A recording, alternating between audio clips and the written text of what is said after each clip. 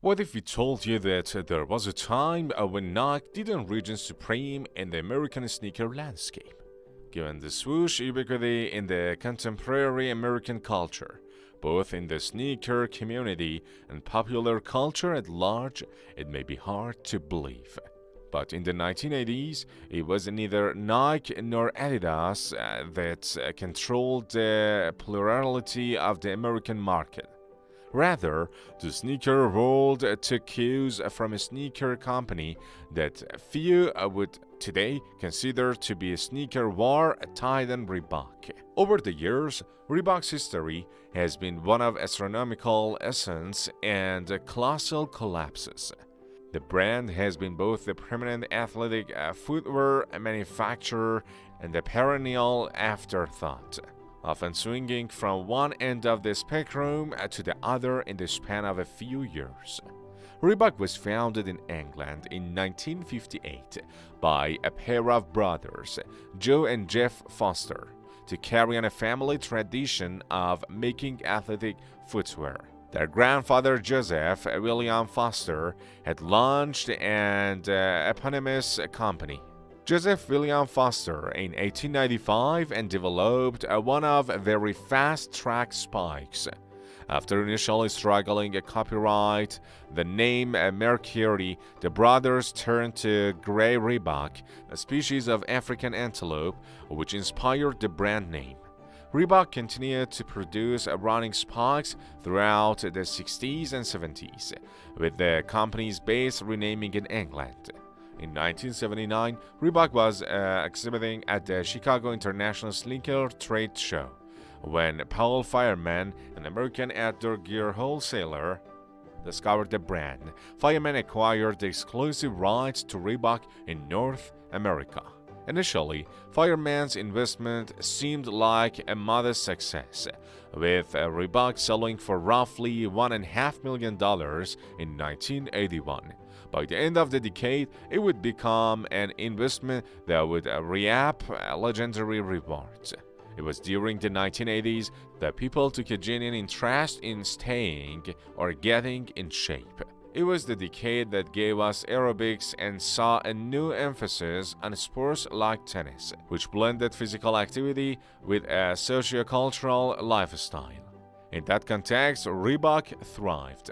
The company expanded from running spikes, offering a range of casual athletic footwear designed for amateur athletes and fitness aficionados. Reebok's initial explosive growth came from the women's aerobics market when the brand introduced the freestyle, a gamble at the time that Fireman was talked into by his West Coast sales rep, who had seen firsthand how passionate his wife was about aerobics. In 1984, a mere 5 years after acquiring the North American license, Fireman took another risk that would help cement Reebok's dominant status in the latter part of the decade when he bought out the British parent company. While Fireman's previous rights to Reebok afforded him creative input, taking sole ownership of Reebok would allow the brand to capitalize on the decade's fitness revolution.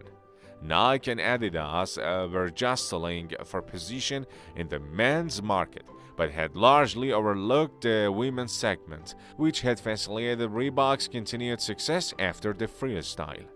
Using that momentum and the revenue that aerobics brought, Reebok made a concrete push in the men's market, pushing silhouettes like the Workout, Newport Classic, and the Revenge Plus, which could later become the Club Classic 85.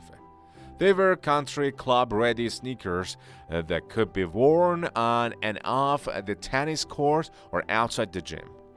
The emphasis Reebok placed on its footwear being fashionable outside fitness resonated with consumers. By 1986, Reebok was the foremost athletic footwear brand in North America. It certainly helped that one of that year's biggest films, Aliens, had its main character kicking ass in an abstract concept shoe now known as the Alien Stomper. In 1987, Reebok sales totaled $1.4 billion, 1,000 times what Fireman first generated in 1981. By 1988, the number had grown to $1.8 billion, with Reebok controlling 26.7% of the athletic footwear market and besting Nike's $1.2 billion in revenue. But not all good things last forever. By 1989, the New York Times was reporting that Nike was making strides in the marketing of shoes for the fashion-oriented customer, an area where Reebok had been strong. Reebok's response was to steal a page from Nike's playbook and try to rebrand itself a performance-oriented company by placing technology ahead of fashion. The first of those tech-infused sneakers, the Reebok Pump, debuted in 1989 and used inflatable chambers to offer a custom fit. It also coincided with Reebok's emphasis on using professional athletes as brand ambassadors, something Nike had done with great success, and the pump was consequently introduced by Dominic Wilkins. In 1991, Dee Brown wore a pair of pumps and pumped them up on national television while winning the NBA Slam Dunk contest. Shaquille O'Neal was signed as a Reebok ambassador as well and given a signature pump sneaker. He'd also later get the Shaqnosis based off the instantly recognizable Kamikaze as a part of Reebok's continued push to challenge Nike in the basketball segment. In 1996, the brand added Allen Iverson as an ambassador and debuted the Question, which would eventually be followed by the Reebok Answer family. Central to the success of the Answer franchise was DMX, Reebok's standout technology from the 90s, which featured 10 bulbous pods and allowed air to flow from one pod to better distribute weight and support throughout the sole. DMX was originally a running cushioning system and debuted in 1997 on the DMX Run. It was an aggressive, in-your-face sneaker put out in elective colorways that Reebok marketed by telling customers to go to hell and back again. It was the antithesis to the clean, minimal sneakers that Reebok had made so much noise with in the 80s and the preppy Haxalite runners of the early 90s, but it worked to a certain extent. Most importantly, perhaps the barshness of DMX proved to be a natural fit for rising star Allen Iverson. While the brand didn't come close to equaling the success it had in the 80s, Reebok enjoyed a renaissance of sorts in the late 90s and early zeros as an anti-establishment brand, with classic Reebok silhouettes embraced by subcultures throughout Europe and the United States. The workout, particularly those with icy soles, became fetishized in American inner cities and were known as soldiers. Around the same time, in 2003, Reebok did something that was unorthodox at the time but giving Jay-Z a signature sneaker, the S.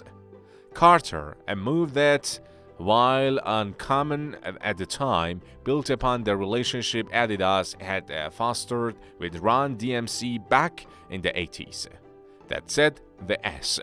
Carter enjoyed, to the surprise of most, immediate success with all 10,000 pairs selling out. Reebok continued to pursue that anti-establishment catch by signing subsequent deals with 50 Cent and G-Unit. Outside of the moderate and very niche fandom, however, Reebok suffered a downturn in the mid to late zeros and early 2010s. The brand attempted to diversify its portfolio by going into sports like soccer, signing stars like Thierry Henry and acquiring the rights to the NHL, but with little to show for it in terms of cultural capital. It is important to remember that historically, Reebok has never really managed to gain a foothold in the apparel segment, at least compared to industry behemoths Nike and Adidas. Virtually all of the brand's cultural success comes from sneakers. In 2005, Reebok was acquired by Adidas in a bid by the German company to mount a two-pronged challenge against Nike. But instead of focusing on the casual athleisure footwear that made Reebok so dominant in the 80s, the brand tried to establish itself as a genuine technology-driven performance brand. The early 2010s saw the rise of gimmicky technology like Zigtel, and Reebok struck partnerships with CrossFit and celebrity trainers in a bid to establish itself as a fitness-first brand. The company even dropped its iconic vector logo in favor of a delta logo that was more aligned with CrossFit's core values. While the moves may not have had the same crossover success as Reebok's endeavors in the 80s, they proved profitable for the company. To Reebok, CrossFit was the new aerobics, and hitting the gym was the 21st century equivalent to tennis and running. That being said, the perceived dilution of Reebok's brand on a cultural front led to the loss of major endorsement deals with sports leagues, teams, and athletes. Most telling was the shuttering of Reebok basketball, once one of the brand's foremost breadwinners. The franchise's then stars, John Wall, would transfer over to Adidas in 2013 for 14 months before Reebok pulled the plug on the division.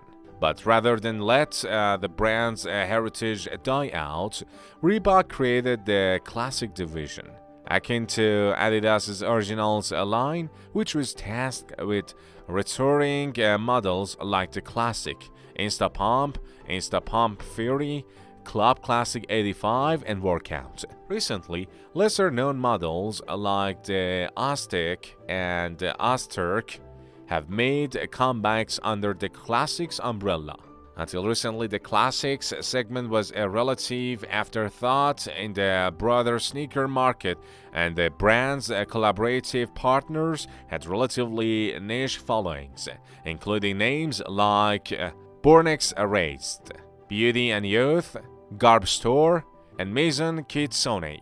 But since 2015, a renewed focus on retro trainers has seen Reebok Classics emerge as a formidable force in the sneaker landscape. Of course, Kendrick Lamar's signature takes on the Classic Leather and Club Classic 85 helped before he defected to Nike, as did the athletic similarities between the brand's workout silhouette and the recent Kanye West designed Adidas Calabasas. A clever collaboration with the London-based skate brand Palace and a Soviet-inflected capsule with a Gosha Rabchinsky also helped boost the popularity of Reebok's retro silhouettes. But what made the last few years markedly different from the last decade was Reebok's return to making fashionable performance footwear.